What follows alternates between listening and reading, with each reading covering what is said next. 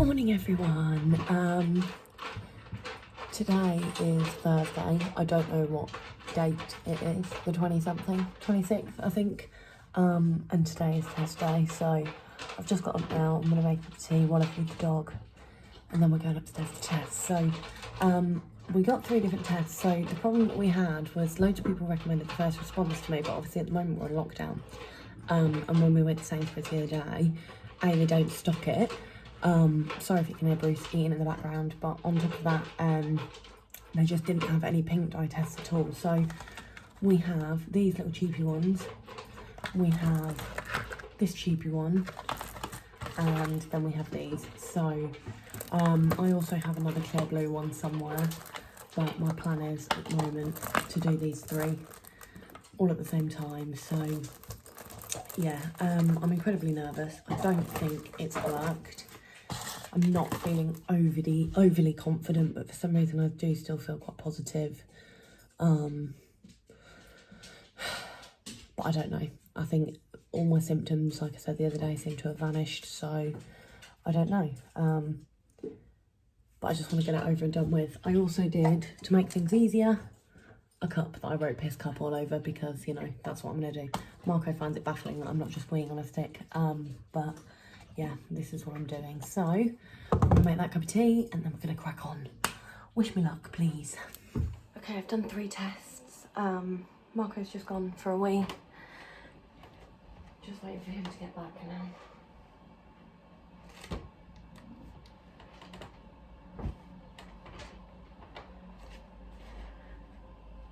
I can't tell you how fast my heart is beating.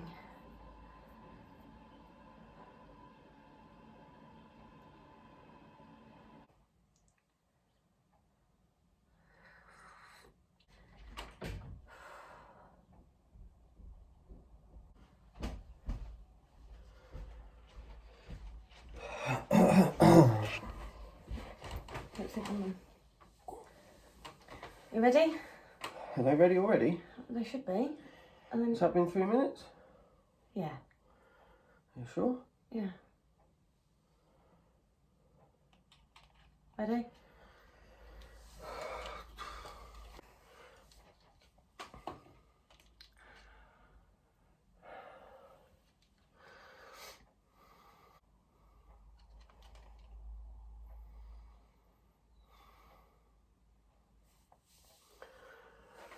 That's what we expected.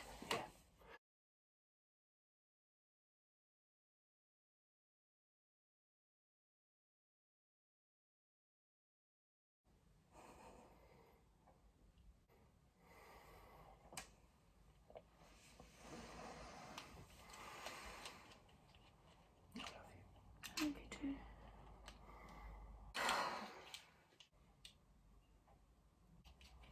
Try again.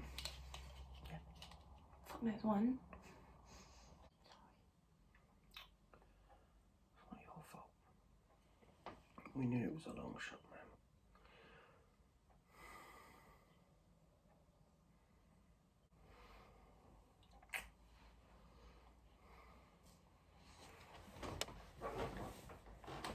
Hi everyone. So I told everybody in my schedule that I put out on Instagram, I think it was last week, that I wouldn't be uploading this video until the 17th. The reason I've kind of done it now is because A, it's quite a big secret to keep. B, I don't think I necessarily went about it the right way in keeping you updated on Instagram per se, because I was getting a lot of messages asking me when my test day was and things like that. On top of that, I feel different to how I felt. So obviously, you've got to this point now, you know that it didn't work. We don't know why it didn't work, but obviously we haven't got any in the freezer or anything like that. So that's it now, it's game over, it didn't work. Our next steps going forward, we kind of need to decide. We won't have a clue really, at least for a few more days. Our clinic will have a meeting where they will discuss our case. They will then get back in contact with us, decide whether or not they can still treat us, whether or not we want to go back to them, as obviously it's our second failed round with them now. We have a lot of questions that we want answering. There's a lot of frustration as to why. There's a lot of frustration with regards to the uncertainty of everything. Obviously, with current circumstances with the coronavirus, we can't move forward for quite some time anyway. So clinic closes in a few weeks for the foreseeable future. So we don't really have an action plan immediately. However, I did say in a previous video about how if this doesn't work, about taking some time and doing all these different things. But obviously we're on lockdown and I anticipate that things are going to be this way for quite some time. So a lot of the things that I wanted to do within the next 12 months, I'm not going to be able to do anyway. So it's kind of just left me a bit confused. I'm okay. I think I know you guys, as always, will pull we'll pull through, and I anticipate that a lot of you will send me messages. So thanks in advance for that, as you always do, as you're all so lovely. But I am okay. I think obviously we're devastated, and yesterday I just went outside, painted my fence, just cracked on, and we had a good day. Honestly, we really did. We had a really good day. And it was only in the evening where things kind of sunk in a little bit and I got really upset last night. I'm handling it a lot better than I did last time, and I think that's because, like I said, we got to transfer, which is a lot further than we got last time. So this was generally a much better round, which I'm over the moon with, but obviously I'm heartbroken at the result. Like, I felt really positive, and I think I'd kind of written it off about 4 or 5 days ago as I woke up and all my symptoms just kind of vanished, which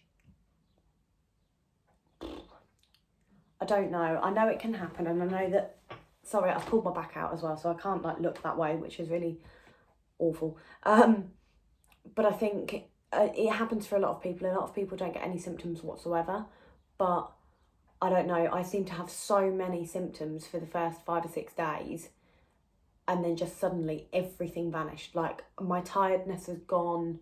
The only thing I was getting heartburn, and I felt a bit sick a couple of nights before we tested, so I thought maybe it had worked, but obviously it hadn't. So my plan now is going to follow the clinic's instructions.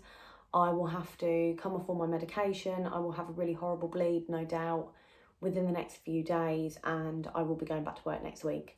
I don't know. I think we're going to use this opportunity to have a look at a few things there. We are contemplating a huge career change for me, and I mean huge.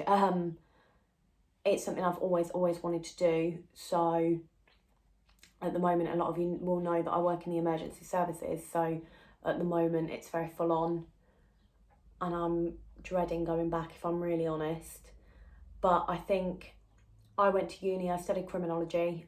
I'd initially got into uni on the basis of doing teaching, but for one reason or another, I chickened out. I loved my degree. I'm tired. I don't think shift work is something I want to do for much longer. I've been doing it for 7 years now, and it takes its toll. So I am actually applying to do a PGCE, one of the salaried school ones.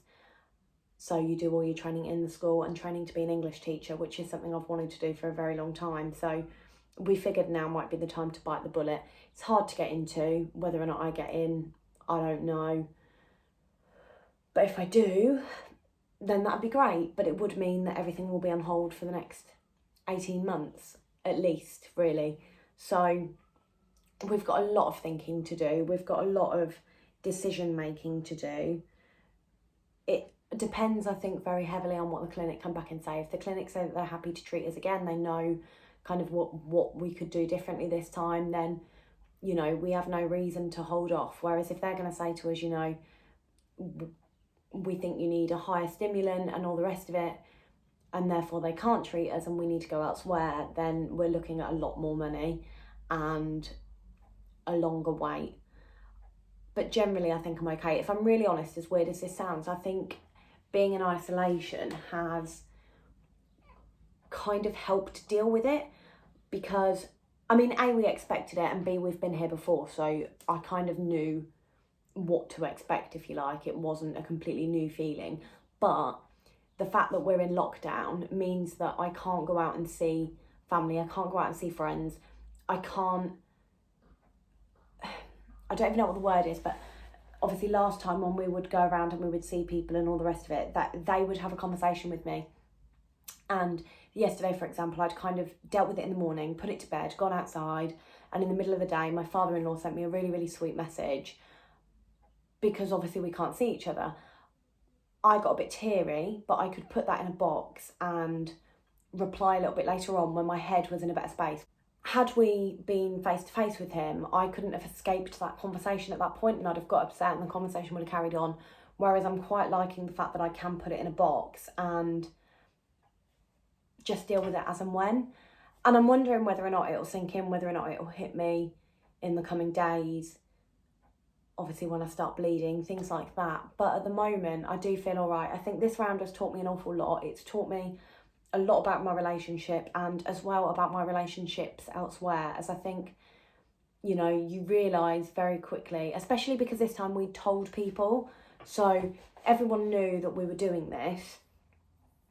So it makes it abundantly clear, really, I think, who gives the monkeys and who doesn't, as you realise kind of the people that are just checking in on you and making sure that everything's okay, and knew that we were testing that week and were really there for you. So I think it really does kind of cement those friendships, and you realise who your friends actually are, and you realise that actually there's only a handful of them that really do give a monkeys about you. And I think at the moment, obviously, you need to be a bit lenient on that, in the sense that everybody's got their own problems going on because coronavirus, but those people who will still check in on you during that time are the people who I think you need to put your focus on. And that doesn't just apply to IVF, I think that applies in general. Like, those friends that, while you've got however long of not being able to see them and not being able to socialise, those friends that check in with you, those friends that make sure you're all right, this is going to take a toll on everybody's mental health. So those people that are there for everybody else are the people that you should be putting your focus on in life. You shouldn't be worrying about those people who really can't be bothered to make the effort to send you a text going, hey, how you doing?